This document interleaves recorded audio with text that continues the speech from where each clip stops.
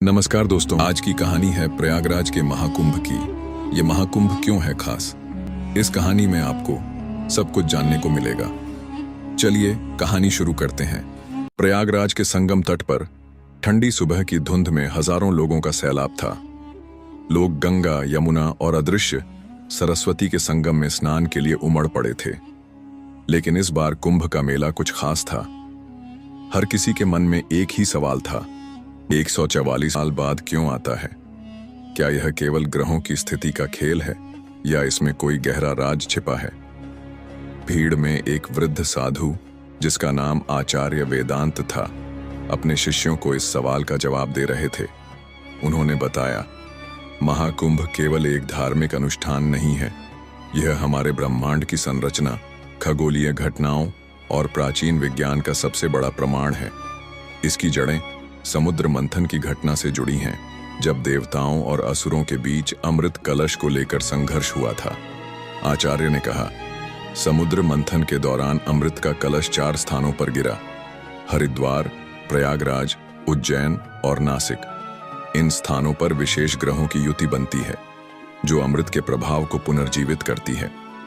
लेकिन हर 12 वर्षों में होने वाले कुंभ के अलावा 144 वर्षों में एक बार ऐसा विशेष संयोग बनता है जब इन ग्रहों की स्थिति सबसे शक्तिशाली होती है। इस समय स्नान करना सबसे अधिक फलदायी माना गया है। 144 वर्षों का चक्र भारतीय ज्योतिष के आधार पर निर्धारित होता है। इसमें सूर्य, चंद्रमा और बृहस्पति का एक विशेष संयोग होता है।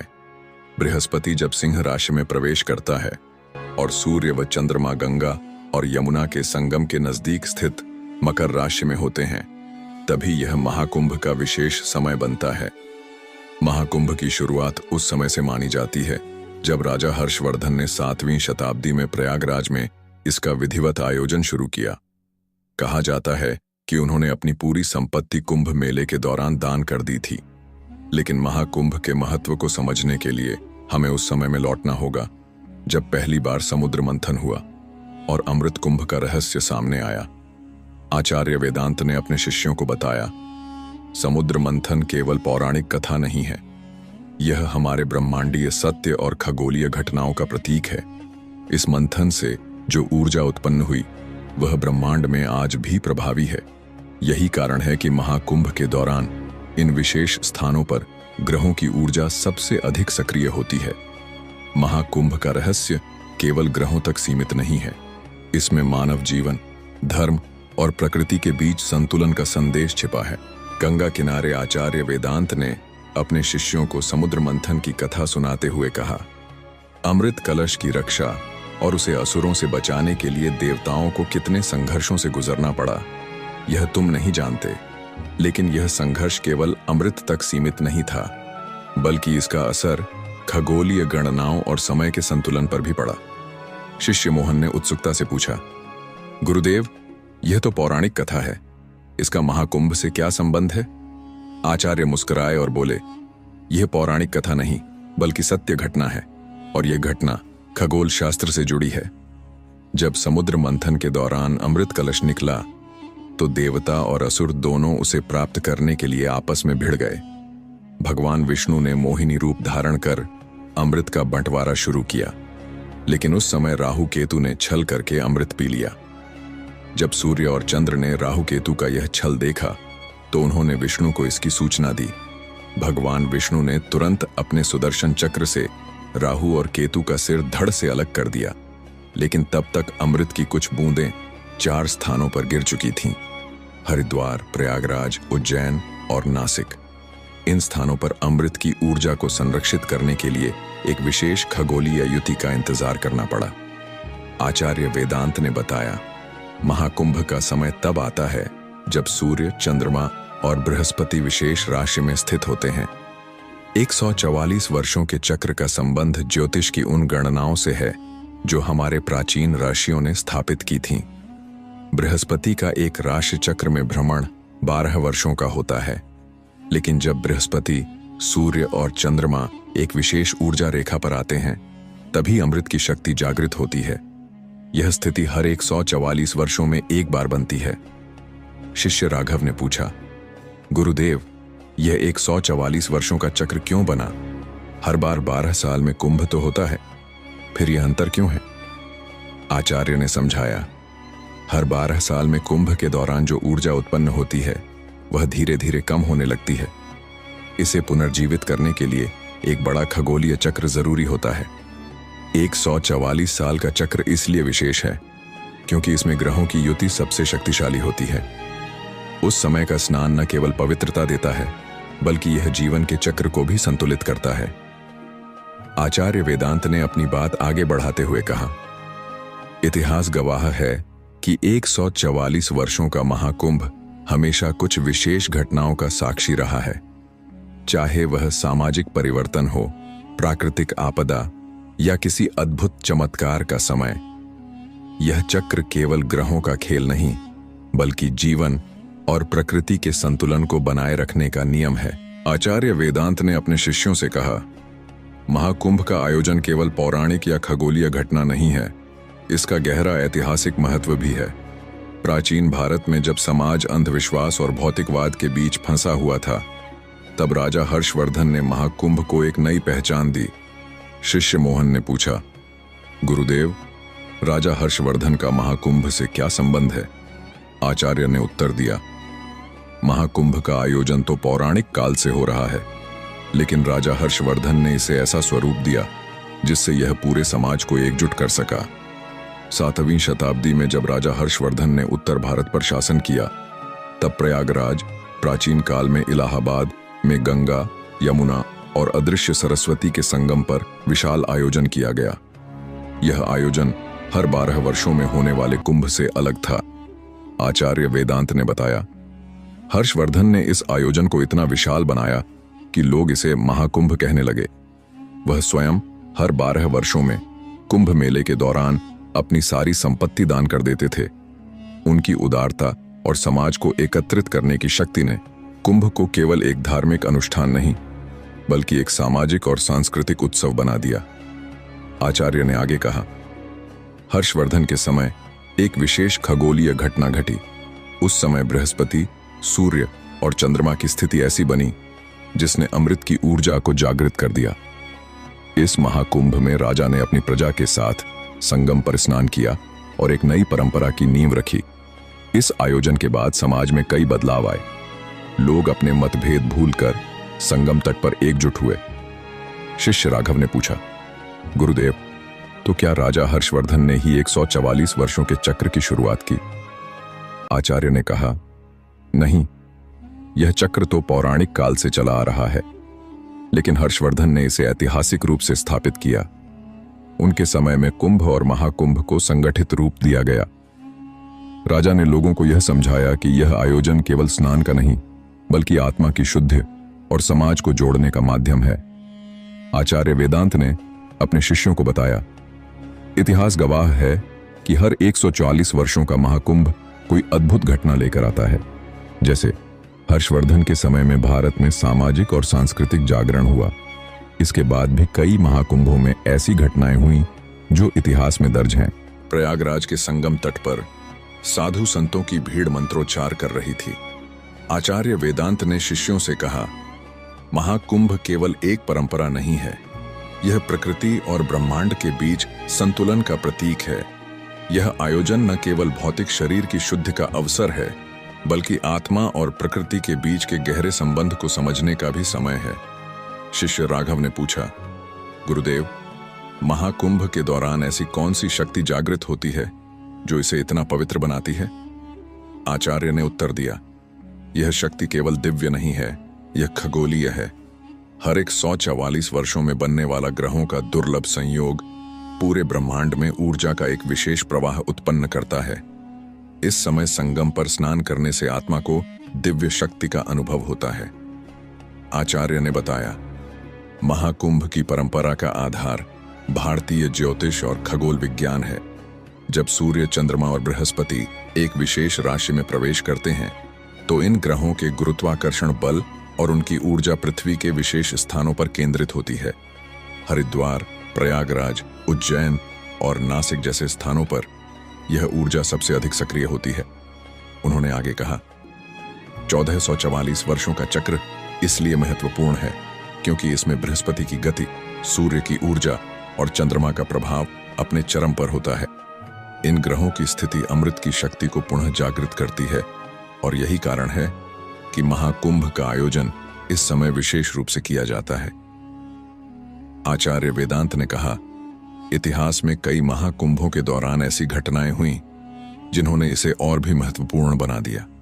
जैसे 1888 के महाकुंभ के दौरान प्रयागराज में लाखों लोगों ने संगम पर स्नान किया और उस समय महामारी का प्रकोप समाप्त हो गया। इसे अमृत शक्ति का परिणाम माना गया। शिष्य मोहन ने पूछा, गुरुदेव, क्या केवल स्नान से यह सब संभव है? आचार्य ने मुस्कुराते हुए कहा, स्नान केवल प्रतीक है। यह आस्था, ब्रह्मांडीय ऊर्जा और आत्मशुद्धि का संगम है। जब व्यक्ति अपनी आस्था के साथ इन विशेष स्थानों पर आता है तो वह इस ऊर्जा से जुड़ता है। आचार्य ने कहा, महाकुंभ केवल धार्मिक आयोजन नहीं है, यह समाज में एकता और समरसता का प्रतीक है। हर्षवर्धन के समय से लेकर आज तक महाकुंभ ने विभिन्न धर्मों, जातियों और वर्गों के लोगों को एक साथ लाने का काम किया है। गंगा किनारे आचार्य वेदांत अपने शिष्यों को समुद्र मंथन की कहानी के अगले चरण के बारे में बता रहे थे। वे बोले, जब अमृत कलश का निर्माण हुआ और देवताओं और असुरों में उसे पाने की होड़ मच गई, तब भगवान विष्णु ने मोहिनी रूप धारण कर देवताओं को अमृत दिया। लेकिन क्या तुम जानते हो कि अमृत की कुछ बूंदें पृथ्वी पर कैसे गिरीं और इन बूंदों ने 4 स्थानों को दिव्य ऊर्जा से क्यों भर दिया? शिष्य राघव ने पूछा, गुरुदेव, ये 4 स्थान हरिद्वार, प्रयागराज, उज्जैन और नासिक इतने महत्वपूर्ण क्यों हैं? और अमृत की बूंदें इन स्थानों पर ही क्यों गिरीं? आचार्य ने गहरी सांस लेते हुए कहा, यह संयोग नहीं बल्कि ब्रह्मांड का नियम था। इन स्थानों की भौगोलिक और खगोलीय स्थिति ने इन्हें चुना। आचार्य ने समझाया, जब राहु केतु ने छल से अमृत पी लिया, तब भगवान विष्णु ने सुदर्शन चक्र से उनका वध किया। अमृत कलश को लेकर गरुड़ देव आकाश में उड़े, लेकिन असुरों ने उनका पीछा किया। इस संघर्ष के दौरान अमृत की बूंदें 4 स्थानों पर गिरीं। ये स्थान थे मऊ, हरिद्वार, गंगा किनारे, 2 प्रयागराज, गंगा यमुना सरस्वती का संगम, 3 उज्जैन, क्षिप्रा नदी, 4 नासिक, गोदावरी नदी। आचार्य वेदांत ने खगोलीय चक्र का विवरण देते हुए कहा, हर 12 वर्षों में बृहस्पति, गुरु, जब सूर्य और चंद्रमा के साथ एक विशेष राशि में प्रवेश करता है, तब इन स्थानों पर ग्रहों की ऊर्जा का संयोग बनता है। लेकिन हर 144 वर्षों में यह संयोग अपनी चरम स्थिति पर पहुंचता है। उस समय महाकुंभ का आयोजन होता है। यह खगोलीय चक्र अमृत की शक्ति को जागृत करता है और इन स्थानों को पवित्र बनाता है। आचार्य ने कहा, इतिहास में कई बार महाकुंभ के दौरान चमत्कार हुए हैं। जैसे 1932 के महाकुंभ में प्रयागराज में एक अद्भुत घटना घटी। संगम पर स्नान के दौरान कई लोगों ने यह अनुभव किया कि उनका शरीर हल्का हो गया और उनकी बीमारियां दूर हो गईं। इसे अमृत की ऊर्जा का प्रभाव माना गया। प्रयागराज के संगम तट पर आचार्य वेदांत ने अपने शिष्यों से कहा, महाकुंभ केवल एक धार्मिक आयोजन नहीं है, बल्कि इसका गहरा सामाजिक और राजनीतिक प्रभाव भी है। यह समय के साथ बदलते समाज के संकेतों को दर्शाता है। हर महाकुंभ समाज में नए विचार और सामाजिक बदलाव लाने का एक अवसर बनता है। शिष्य राघव ने पूछा, गुरुदेव, महाकुंभ के आयोजन से समाज में किस प्रकार के बदलाव आते हैं? आचार्य ने उत्तर दिया, महाकुंभ का आयोजन समाज को एकजुट करने का एक अद्भुत तरीका है। यह आयोजन जाति, धर्म और सामाजिक वर्ग के भेदभाव को मिटाने का अवसर प्रदान करता है। जब लाखों लोग संगम पर एक साथ आते हैं तो वे सभी एक समान होते हैं और यही सामाजिक समरसता का संदेश है। आचार्य ने विस्तार से समझाते हुए कहा, महाकुंभ का आयोजन समाज में एकता और भाईचारे का प्रतीक बनता है। प्राचीन काल में जब महाकुंभ आयोजित किया जाता था तो यह एक ऐसा अवसर था जब राजा, ब्राह्मण, व्यापारी और साधारण लोग एक साथ आते थे। कोई भी किसी से भिन्न नहीं होता था। यह एकता का सबसे बड़ा उदाहरण था। महाकुंभ का आयोजन समाज को यह संदेश देता है कि सभी लोग एक समान हैं। चाहे कोई उच्च जाति का हो या निम्न जाति का, सभी को एक ही स्थान पर स्नान करने का अधिकार होता है। इसने हमारे समाज को धर्म, जाति और सामाजिक भेदभाव से ऊपर उठकर एक साथ आने का अवसर दिया है। आचार्य वेदांत ने आगे कहा, महाकुंभ के आयोजन का राजनीतिक प्रभाव भी बड़ा था। जब राजा हर्षवर्धन ने 7वीं शताब्दी में महाकुंभ का आयोजन किया, तब इसने उनके शासन को सामाजिक और धार्मिक दृष्टिकोण से मजबूत किया। हर्षवर्धन ने महाकुंभ के दौरान पूरी प्रजा को एकजुट किया और इसे एक अवसर के रूप में प्रस्तुत किया, जिससे समाज में जागरूकता और समरसता आई। महाकुंभ के आयोजन से राजा का सत्ता में विश्वास भी मजबूत हुआ। इसने दिखाया कि उनका शासन केवल शक्ति का नहीं, बल्कि धर्म और समाज की भलाई के लिए था। आचार्य वेदांत ने उदाहरण देते हुए कहा, आधुनिक समय में भी महाकुंभ ने समाज को जागरूक किया है। 2013 के महाकुंभ में जब प्रयागराज में लाखों लोग एक साथ एकत्र हुए, तो यह न केवल धार्मिक एकता का प्रतीक था, बल्कि यह समाज के विभिन्न वर्गों के बीच मेल मिलाप और समरसता का भी संदेश था। यह आयोजन लोगों को आपसी मतभेदों को भूलकर एक दूसरे के साथ मिलकर काम करने की प्रेरणा देता है। प्रयागराज के महाकुंभ मेला क्षेत्र में रौनक थी। सैकड़ों लोग गंगा, यमुना और सरस्वती के संगम में स्नान करने के लिए उमड़ रहे थे। लेकिन यह महाकुंभ सिर्फ भारत में ही नहीं, बल्कि पूरी दुनिया में चर्चित था। आचार्य वेदांत अपने शिष्यों को बताते हुए बोले, महाकुंभ केवल भारत का नहीं, बल्कि पूरी दुनिया का ध्यान आकर्षित करता है। यह आयोजन न केवल धार्मिक दृष्टिकोण से, बल्कि वैश्विक स्तर पर भी महत्वपूर्ण है। शिष्य राघव ने पूछा, गुरुदेव, महाकुंभ केवल भारत के लिए क्यों महत्वपूर्ण है? आचार्य ने उत्तर दिया, महाकुंभ का आयोजन पृथ्वी पर सबसे बड़े धार्मिक और सांस्कृतिक सम्मेलनों में से एक है। हर बार जब महाकुंभ होता है, यह पूरी दुनिया में एक संदेश भेजता है कि इस भूमि पर सत्य, धर्म और आध्यात्मिकता की ऊर्जा निरंतर प्रवाहित होती है। आचार्य वेदांत ने बताया, महाकुंभ का आयोजन न केवल भारतीयों के लिए एक विशेष अवसर है, बल्कि यह पूरी दुनिया के लिए एक प्रेरणा है। हर महाकुंभ जब ग्रहों की स्थिति और खगोलीय संयोग विशेष रूप से सक्रिय होते हैं, तो यह न केवल धार्मिक और आस्थावादी ऊर्जा को जागृत करता है, बल्कि यह एक जागरूकता का भी प्रतीक बनता है कि मानवता को एक साथ आकर एक बेहतर भविष्य के लिए कार्य करना चाहिए। इसलिए महाकुंभ को वैश्विक दृष्टिकोण से देखा जाता है, क्योंकि यह आयोजन दर्शाता है कि जब लोग अपनी आस्थाओं और विश्वासों को साझा करते हैं, तो वे एकजुट होकर दुनिया में सकारात्मक बदलाव ला सकते हैं। आचार्य ने आगे कहा, महाकुंभ का आयोजन एक विश्व धर्म का प्रतीक बन चुका है। विश्व भर के लोग इसे एक आस्थापूर्ण अवसर के रूप में देखते हैं। महाकुंभ के दौरान विदेशी पर्यटक भी बड़ी संख्या में आते हैं, जो भारतीय संस्कृति, धार्मिकता और आध्यात्मिकता के साथ जुड़ने के लिए उत्सुक रहते हैं।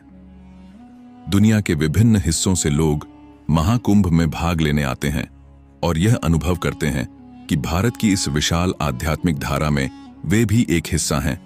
यही कारण है कि महाकुंभ अब केवल एक भारतीय आयोजन नहीं रहा, बल्कि एक अंतर्राष्ट्रीय स्तर पर सम्मानित और चर्चित घटना बन गया है। आचार्य वेदांत ने कहा, महाकुंभ के आयोजन का एक अन्य प्रभाव यह भी है कि यह पूरे विश्व में आध्यात्मिक जागरण का एक माध्यम बनता है। महाकुंभ में श्रद्धालु न केवल गंगा में स्नान करते हैं, बल्कि वे अपनी आत्मा की शुद्धि के लिए भी इस अवसर का उपयोग करते हैं। इस आयोजन के द्वारा भारत की आध्यात्मिकता, योग और वेदों का संदेश पूरी दुनिया में फैलता है। यह भारत के लिए गर्व की बात है कि महाकुंभ आज पूरी दुनिया के धार्मिक, सांस्कृतिक और ऐतिहासिक महत्व का प्रतीक बन चुका है। संगम तट पर स्नान करने के लिए उमड़ी भीड़ के बीच आचार्य वेदांत अपने शिष्यों को एक गंभीर दृष्टिकोण से समझा रहे थे। महाकुंभ केवल एक धार्मिक या सांस्कृतिक आयोजन नहीं है, इसमें अनेकों चमत्कारी अनुभव भी जुड़े हुए हैं, जिनका वैज्ञानिक और धार्मिक दोनों दृष्टिकोण से विश्लेषण किया जा सकता है। शिष्य मोहन ने पूछा, गुरुदेव, क्या महाकुंभ के दौरान वाकई कोई चमत्कारी घटनाएं घटित होती हैं? आचार्य ने उत्तर दिया, हाँ, महाकुंभ के दौरान ऐसे अद्भुत अनुभव होते हैं जो कई बार वैज्ञानिक दृष्टिकोण से भी समझे जा सकते हैं, लेकिन इन घटनाओं को हम आस्था और दिव्य शक्ति से भी जोड़ सकते हैं। आचार्य ने उदाहरण देते हुए कहा, महाकुंभ के आयोजन में कई बार श्रद्धालुओं ने अद्भुत अनुभव किए हैं।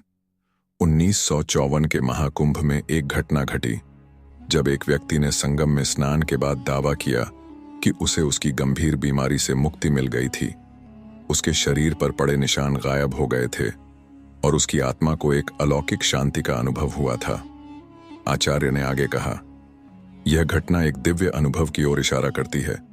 विज्ञान इसे मानसिक और शारीरिक ऊर्जा के संतुलन से जोड़ता है, जबकि धर्म इसे एक आध्यात्मिक जागरण मानता है। शिष्य राघव ने पूछा, गुरुदेव, क्या ये घटनाएं केवल संयोग हैं या महाकुंभ के विशेष समय और स्थान से कोई जुड़ाव है? आचार्य ने उत्तर दिया, महाकुंभ का आयोजन विशेष खगोलीय स्थिति में होता है। जब सूर्य, चंद्रमा और बृहस्पति एक साथ एक विशेष राशि में आते हैं तो इन ग्रहों की ऊर्जा पृथ्वी पर इन स्थानों पर केंद्रित होती है। यह समय और स्थान विशेष रूप से शुद्ध और आत्मा के जागरण के लिए उपयुक्त होते हैं। आचार्य ने बताया, वैज्ञानिक दृष्टिकोण से जब लाखों लोग एक साथ एक पवित्र स्थान पर आते हैं तो उनका मानसिक और शारीरिक प्रभाव एकत्रित होता है। यह एक सामूहिक मानसिक ऊर्जा का निर्माण करता है जो शरीर और मस्तिष्क पर प्रभाव डालती है। इस ऊर्जा के प्रभाव से कई बार लोगों को मानसिक शांति, रोगों में सुधार और आंतरिक जागरूकता का अनुभव होता है। यह ऊर्जा का सामूहिक प्रवाह है जो महाकुंभ के समय होती है और इस कारण से कुछ लोग इसे चमत्कारी घटना मानते हैं। आचार्य ने आगे कहा, धार्मिक दृष्टिकोण से महाकुंभ का आयोजन एक अवसर होता है जब व्यक्ति अपनी आत्मा की शुद्धि और बुराइयों से मुक्ति के लिए प्रयत्न करता है। इस समय भगवान और देवताओं की कृपा की एक अद्वितीय शक्ति उत्पन्न होती है जो मनुष्य को दिव्य अनुभव देने के लिए तैयार होती है। इस शक्ति का अनुभव अनेक लोग महाकुंभ के दौरान करते हैं। महाकुंभ एक ऐसा समय होता है जब लोग अपनी पवित्रता और आत्मा की शुद्धि के लिए गंगा में स्नान करते हैं। यह स्नान केवल शारीरिक शुद्धि नहीं है, बल्कि यह आत्मिक शुद्धि का भी प्रतीक है। इस समय मनुष्य अपने जीवन की सभी नकारात्मकता को छोड़कर सकारात्मक ऊर्जा को आत्मसात करता है। गंगा के किनारे जब सूर्य की पहली किरणें संगम के जल को सुनहरा बना रही थीं, आचार्य वेदांत ने अपने शिष्यों से कहा, महाकुंभ केवल एक आयोजन नहीं, यह अमृत की ऊर्जा को पुनः जागृत करने का समय है। लेकिन क्या तुमने कभी सोचा है कि अमृत, जिसे देवताओं ने समुद्र मंथन से प्राप्त किया, वह आज भी इन स्थानों पर अपनी शक्ति कैसे बनाए रखता है? शिष्य मोहन ने पूछा, गुरुदेव, यह कैसे संभव है कि समुद्र मंथन की घटना के हजारों वर्षों बाद भी अमृत की शक्ति इन स्थानों पर विद्यमान है? आचार्य ने मुस्कुराते हुए उत्तर दिया, यह रहस्य ब्रह्मांडीय ऊर्जा, खगोलीय गणना और इन स्थानों की भौगोलिक विशेषताओं में छिपा है। आचार्य ने समझाया, समुद्र मंथन के दौरान जब अमृत कलश से बूंदें हरिद्वार, प्रयागराज, उज्जैन और नासिक में गिरीं, तब इन स्थानों पर एक दिव्य चक्र का निर्माण हुआ। इन स्थानों की भौगोलिक स्थिति और खगोलीय ऊर्जा ने इन्हें पवित्र और शक्तिशाली बना दिया। उन्होंने आगे बताया, हर 144 वर्षों में जब सूर्य, चंद्रमा और बृहस्पति एक विशेष स्थिति में आते हैं तो यह चक्र पुनः सक्रिय हो जाता है। यह खगोलीय संयोग अमृत की शक्ति को पुनर्जीवित करता है और इसी समय महाकुंभ का आयोजन किया जाता है। आचार्य ने कहा, हरिद्वार, प्रयागराज, उज्जैन और नासिक केवल धार्मिक स्थान नहीं हैं। ये स्थान पृथ्वी के चुंबकीय क्षेत्र और खगोलीय ऊर्जा के विशेष केंद्र हैं। जब महाकुंभ के दौरान लाखों लोग इन स्थानों पर एकत्र होते हैं तो उनकी सामूहिक ऊर्जा और ग्रहों का संयोग इन स्थानों की शक्ति को और बढ़ा देता है। यही कारण है कि महाकुंभ का स्नान इतना पवित्र और शक्तिशाली माना जाता है। शिष्य राघव ने पूछा, गुरुदेव, क्या यह ऊर्जा केवल धर्म का हिस्सा है या इसका वैज्ञानिक आधार भी है? आचार्य ने उत्तर दिया, यह ऊर्जा केवल धर्म तक सीमित नहीं है। विज्ञान भी इस तथ्य को मानता है कि ग्रहों की स्थिति, पृथ्वी की चुंबकीय शक्ति और मानव मन की सामूहिक ऊर्जा का गहरा संबंध है। महाकुंभ इस सामूहिक ऊर्जा का सबसे बड़ा उदाहरण है। आचार्य वेदांत ने आगे कहा, महाकुंभ का आयोजन हमें यह सिखाता है कि आस्था और विज्ञान एक ही सिक्के के दो पहलू हैं। जब हम आस्था के साथ स्नान करते हैं तो यह हमें मानसिक शांति और आत्मिक शुद्धि देता है। और जब हम इसे खगोलीय और भौगोलिक दृष्टिकोण से समझते हैं तो यह ब्रह्मांडीय ऊर्जा का सबसे बड़ा चमत्कार बन जाता है। महाकुंभ केवल पवित्र स्नान का अवसर नहीं है, आचार्य ने कहा, यह जीवन का प्रतीक है। यह हमें सिखाता है कि जैसे ग्रह और ब्रह्मांड अपने चक्रों के माध्यम से संतुलन बनाते हैं, वैसे ही हमें अपने जीवन में संतुलन बनाए रखना चाहिए। संगम तट पर शिष्यों के बीच उत्सुकता बढ़ रही थी। आचार्य वेदांत ने कहा, महाकुंभ केवल एक कथा नहीं, बल्कि यह हमारी पौराणिक और ऐतिहासिक परंपरा का प्रमाण है। समुद्र मंथन से लेकर आज तक महाकुंभ का आयोजन हमारे इतिहास और सभ्यता से गहराई से जुड़ा हुआ है। लेकिन क्या तुम्हें पता है कि इसके प्रमाण वेदों और प्राचीन शास्त्रों में भी मिलते हैं? शिष्य राघव ने जिज्ञासा से पूछा, गुरुदेव, क्या महाकुंभ का आयोजन केवल समुद्र मंथन के कारण हुआ या इसके पीछे और भी ऐतिहासिक तथ्य छिपे हैं? आचार्य ने गंभीर स्वर में कहा, महाकुंभ का आरंभ समुद्र मंथन की घटना से हुआ, लेकिन इसका विस्तार हमारे समाज, धर्म और खगोलीय ज्ञान के आधार पर हुआ। आचार्य ने कहा, समुद्र मंथन केवल देवताओं और असुरों के संघर्ष की कथा नहीं है, यह ब्रह्मांडीय संतुलन और ऊर्जा के जागरण का प्रतीक है। जब मंथन के दौरान अमृत कलश निकला तो यह न केवल अमृतत्व का प्रतीक था, बल्कि यह ज्ञान, शक्ति और ब्रह्मांडीय ऊर्जा का प्रतीक भी था। अमृत के 4 स्थानों पर गिरने की घटना ने इन स्थानों को पवित्र बना दिया। यह घटना न केवल पौराणिक है, बल्कि इसके प्रमाण वेदों और उपनिषदों में भी मिलते हैं। आचार्य वेदांत ने बताया, महाकुंभ का पहला ऐतिहासिक उल्लेख हर्षचरित नामक ग्रंथ में मिलता है, जिसे बाणभट्ट ने लिखा था। यह राजा हर्षवर्धन के समय की बात है, जब प्रयागराज में कुंभ का आयोजन किया गया था। इस आयोजन में लाखों लोगों ने संगम में स्नान किया और अपनी आस्था प्रकट की। इसके अलावा चीनी यात्री ह्वेनसांग ने भी अपने यात्रा वृत्तांत में महाकुंभ का उल्लेख किया है।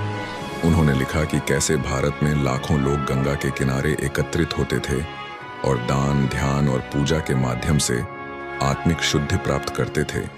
आचार्य ने कहा, महाकुंभ केवल धार्मिक आयोजन नहीं था, यह समाज में सुधार और बदलाव का भी प्रतीक बना।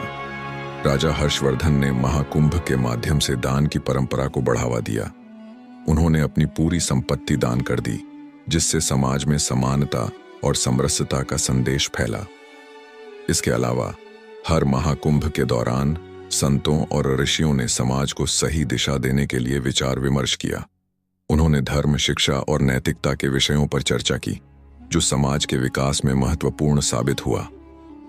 आचार्य ने कहा, हर 144 वर्षों में जब ग्रहों की स्थिति विशेष युति में आती है, तो यह महाकुंभ का समय बनता है। यह समय न केवल आध्यात्मिक जागरण का होता है, बल्कि यह ब्रह्मांडीय ऊर्जा के प्रवाह का भी प्रतीक है। यह खगोलीय चक्र हमें सिखाता है कि ब्रह्मांड और मनुष्य के जीवन में एक अदृश्य संबंध है। संगम तट पर शाम के समय सूर्य की अंतिम किरणें जल पर प्रतिबिंबित हो रही थीं। आचार्य वेदांत ने अपने शिष्यों से कहा, महाकुंभ केवल एक धार्मिक आयोजन नहीं है, यह जीवन, ब्रह्मांड और मनुष्य के बीच के अटूट संबंध का प्रतीक है। लेकिन अब समय आ गया है कि मैं तुम्हें महाकुंभ के सबसे गहरे रहस्य के बारे में बताऊं। शिष्य मोहन ने पूछा, गुरुदेव, क्या यह रहस्य केवल आस्था का है या इसमें कुछ और भी छिपा है? आचार्य मुस्कुराए और बोले, यह रहस्य आस्था, विज्ञान और मानवता के मिलन का प्रतीक है। महाकुंभ का आयोजन हमें केवल पवित्रता और मुक्ति का अनुभव नहीं कराता, बल्कि यह हमें हमारी जड़ों, हमारी परंपराओं और हमारी आत्मा के सत्य से भी जोड़ता है। आचार्य ने कहा, महाकुंभ का सबसे बड़ा संदेश है सामूहिकता। जब लाखों लोग एक साथ संगम पर आते हैं, तो वे अपनी जाति, धर्म और वर्ग का भेद भूलकर केवल एक उद्देश्य के लिए जुटते हैं, आत्मा की शुद्धि। यह आयोजन हमें यह सिखाता है कि ब्रह्मांड का हर हिस्सा एक दूसरे से जुड़ा है और यह संबंध ही जीवन का आधार है। महाकुंभ हमें यह भी सिखाता है कि समय चक्र, ग्रहों का संतुलन और मानव का जीवन ऑल इंटरकनेक्टेड हैं। जब हम इन चक्रों के साथ तालमेल बिठाते हैं, तो हमारा जीवन भी संतुलित और सुखमय हो जाता है। आचार्य ने कहा, हर 144 वर्षों में आने वाला महाकुंभ केवल एक आयोजन नहीं है, बल्कि यह हमारे भविष्य के लिए भी एक संदेश है। यह हमें याद दिलाता है कि प्रकृति, आस्था और खगोलीय चक्रों के साथ संतुलन बनाए रखना कितना महत्वपूर्ण है। अगर हम इस संतुलन को भूल गए तो हमारे जीवन में असंतुलन और अशांति छा जाएगी। महाकुंभ का आयोजन हमें यह भी प्रेरणा देता है कि हम अपने सामाजिक और व्यक्तिगत जीवन में सुधार करें। यह आयोजन केवल स्नान का नहीं, बल्कि आत्मा के जागरण और समाज में सकारात्मक बदलाव का प्रतीक है। आचार्य ने अपने शिष्यों को संबोधित करते हुए कहा, महाकुंभ हमें यह सिखाता है कि हर व्यक्ति अपने जीवन में बदलाव ला सकता है, बशर्ते वह अपने अंदर की नकारात्मकता को त्याग कर सकारात्मकता को अपनाए।